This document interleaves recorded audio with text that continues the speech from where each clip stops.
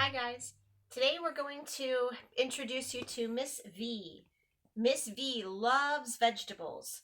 She has a vegetable vest that she wears with a capital V on the front and a lowercase v on the back. She also has her smile in the shape of a V, and on the back of her shirt sleeves she has a lowercase v there and one here. Remember, Miss V makes the V sound like in van. And today we're going to read her story, Miss V's Vacation, and find out what happens on her wonderful vacation.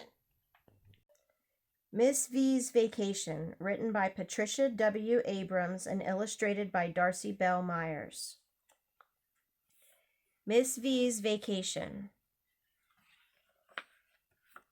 Miss V loved growing vegetables, but she didn't love the crows stealing from her garden. "That's it! I give up! I'll never plant another vegetable!" she shouted in her loudest voice as the crows gobbled up all her hard work. "I need a vacation," she said. "I'm going on a voyage around the world." Miss V's vacation began with a train trip to Virginia. She rode horses there every day. "This is almost as much fun as planting vegetables," she thought. "I'll miss you," Miss V said, patting her horse's neck. "I'll keep my riding boots to remember my visit to Virginia." Off Miss V flew to her next stop, Venezuela. There she danced and sang and hiked in the tall mountains. And she tasted some very good food. "This arepa is delicious," she said. "It's made from corn. I'll bet I could make this bread with corn from my garden." But then she remembered that she'd given up gardening for good. "I'll miss Venezuela," she said. "I'll keep my beads and my shawl as souvenirs. They'll help me remember my visit." Next, Miss V flew to Africa. At Victoria Falls, she videotaped a very big rainbow. "Wow," she said. "The colors in the rainbow remind me of the colorful clothes in Africa.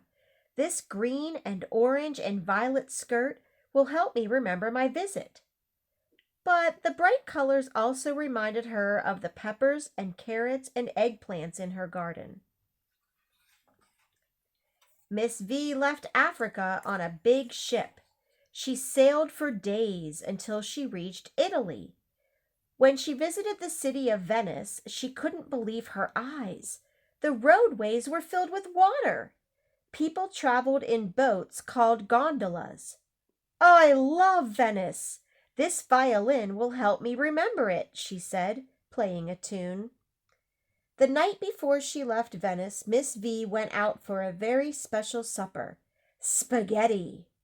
"This sauce is made from the best tomatoes in the world," she said. It made her think of the tomatoes in her own vegetable garden back home. The next day, Miss V flew off on the last part of her voyage. She visited a village in Vietnam. As she rode her bike, she saw villagers carrying baskets of vegetables. "I used to grow vegetables like those," she thought. She began to miss her garden. "I'll keep my hat to remind me of this beautiful place," she said, as she packed her suitcase for her final trip home. When Miss V returned home, her garden was empty. The crows had eaten all the vegetables. "You'll never ruin my hard work again," Miss V called out to the crows waiting in the trees. "You won't find any more vegetables in this garden." Days passed. Miss V felt sad. "I miss my garden," she said, "and I miss my vacation." She took out her souvenirs and put them on.